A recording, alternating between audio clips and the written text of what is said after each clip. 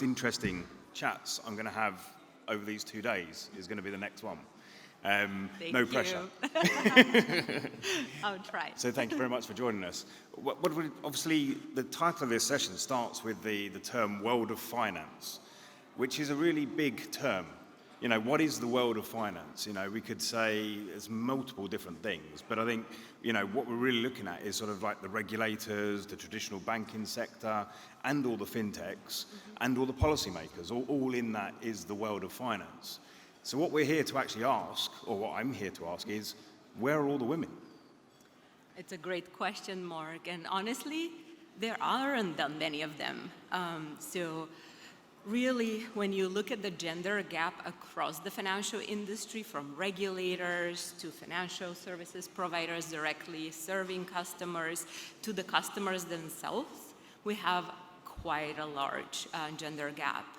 And with that, I really want to applaud all the women in the room today, as well as all the women at the Dubai FinTech Summit. So thank you for joining us. Thank you very much. Okay, so let's dig into it a little bit more then, shall we? Should we talk about what are the challenges then? And are they different in each of those different areas? Absolutely. And before we go into that, I'll dig a little bit deeper into the context of where we see the gender gap. So first, let's look at the banking industry. So for example, in the United States, less than 5% of banks are led by women. In the fintech space, we have only 1.5% of founders being female. And then if you look at the regulatory landscape, we have only 14 women that are central bank governors. That's pretty low then. Yeah, that's pretty low. So why is that then? I mean, you know, I'm really surprised actually that the fintech one is lower than the traditional banking sector. So let's unpack that a little bit. So I'll start, as a behavioral designer, I'll start with 2 behavioral challenges I think we see in the industry. One is that really we're good enough if we design gender-neutral products. In effect, gender-neutral products do not exist. What happens when we design with kind of a one-size-fits-all is that we design for one-size-fits-men. So that really, really affects the way we design products, services, regulation, and how inclusive it is for the industry and women. The next one that I really want to talk about, and that probably will go into your question of banks versus fintechs and why the gap is really even lower with fintechs, is that I still see a very strong mental model that it's a little bit of an either or. So if you serve the women's market, it is CSR. If you don't serve the women's market, you're making profit. And I think that dichotomy is not true. Serving the women's market is a profitable business opportunity, and we need to get on board on that.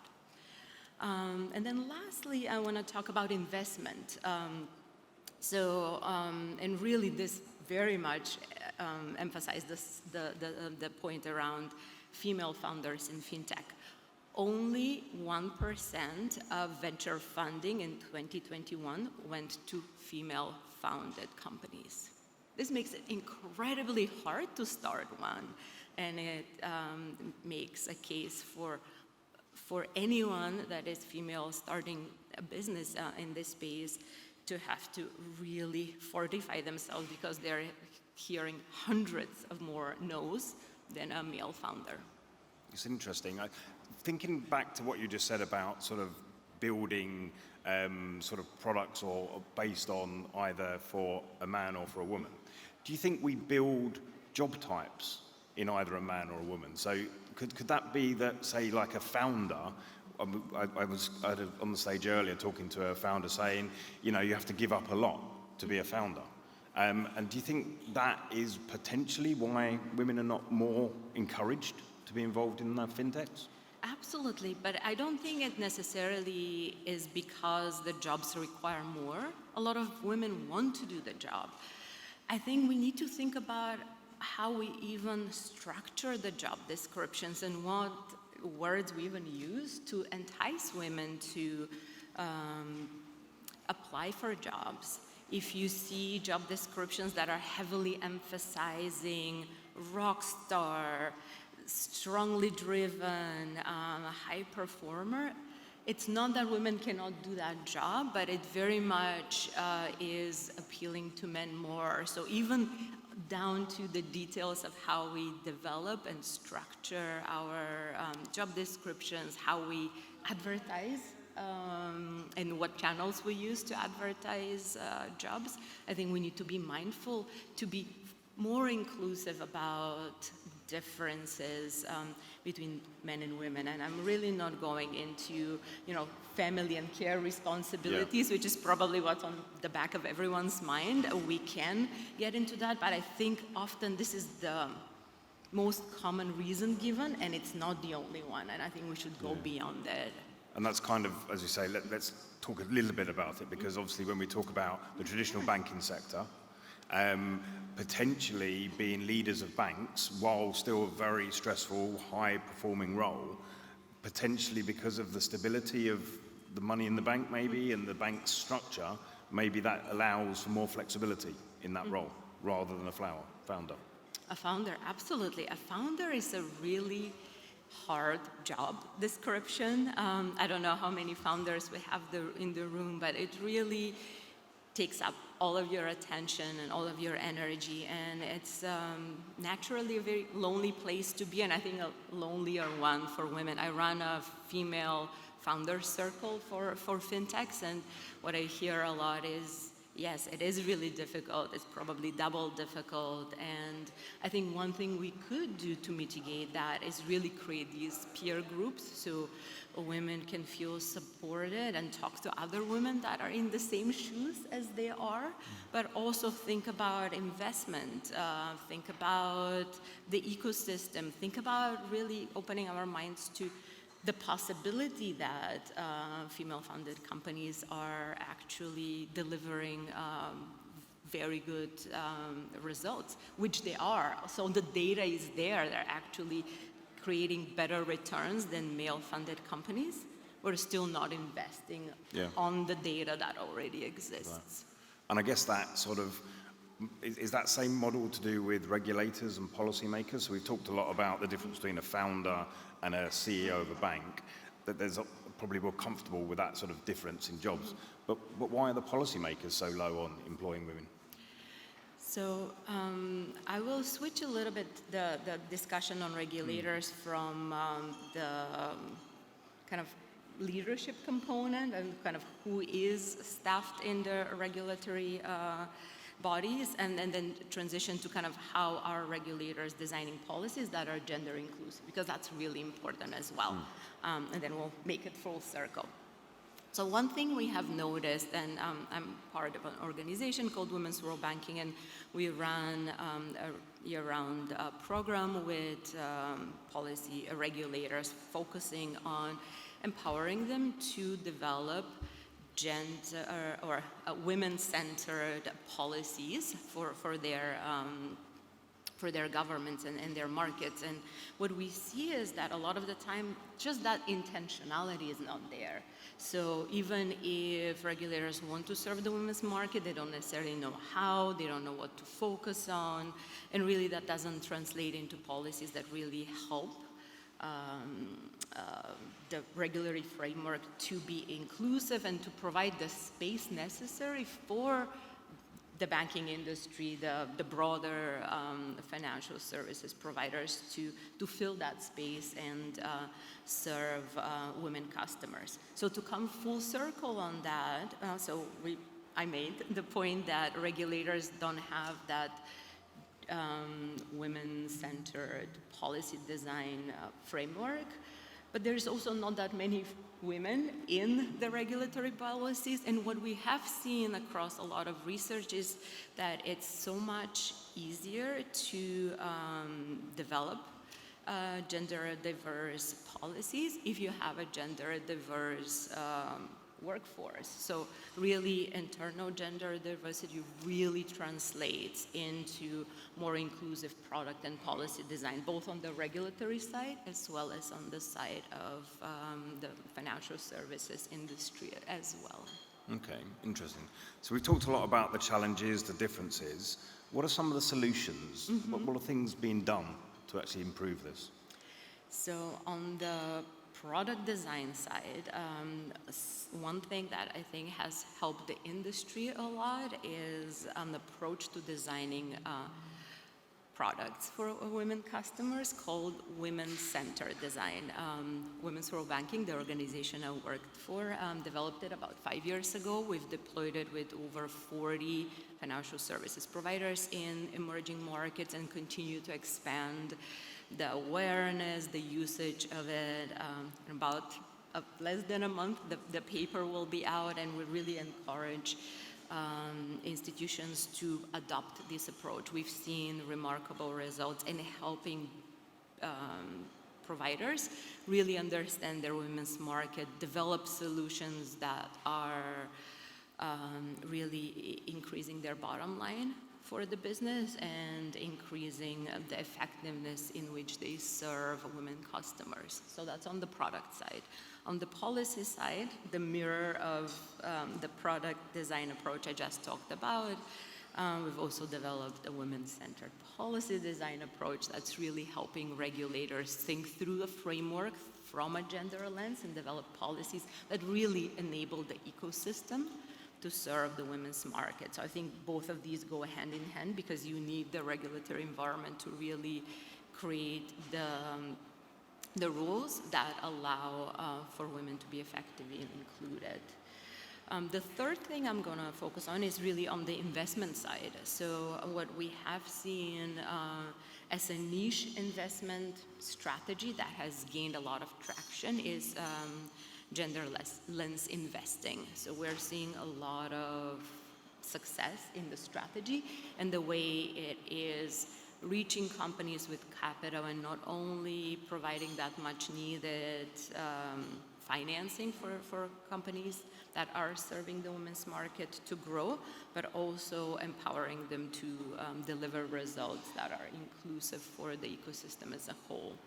And then finally, within kind of that investment space, kind of double clicking into fintechs, what we have seen is that a focus on the importance of gender inclusivity in the fintech space is also incredibly important.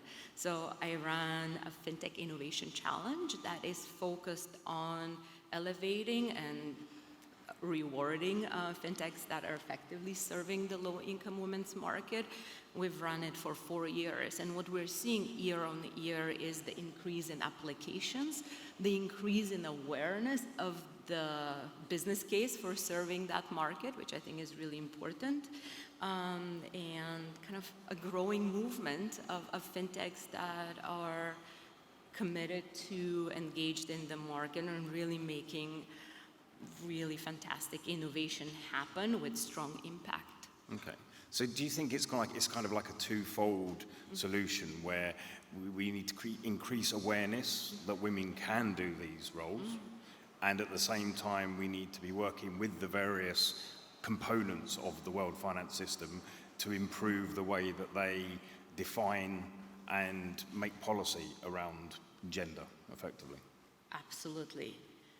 I totally agree with that, and probably the one component I'll add to it is once you have these two components in place, leveraging them to serve the women's market. So just to provide a little bit of a context of where we are and currently on this, we have a 6 percentage point gender gap in account ownership around the world, specifically in emerging markets. So a lot of women still don't have access to the formal financial system. That translates to 742 million women that are currently unserved. This is a very large market. If this was a country, it will be the third most populous country in the world.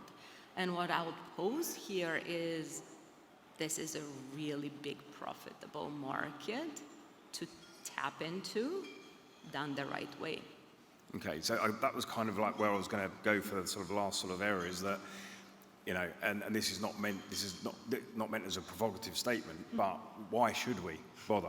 And that's not because I don't think it's true, but there's actually another reason. Obviously, it is correct and right and responsible to do so, to have equality. But there's actually another reason, isn't there? It's actually better for business.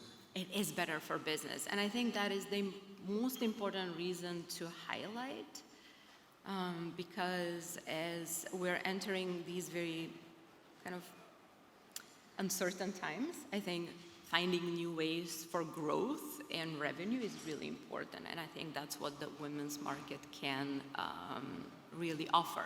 So I'll give a couple of examples in numbers.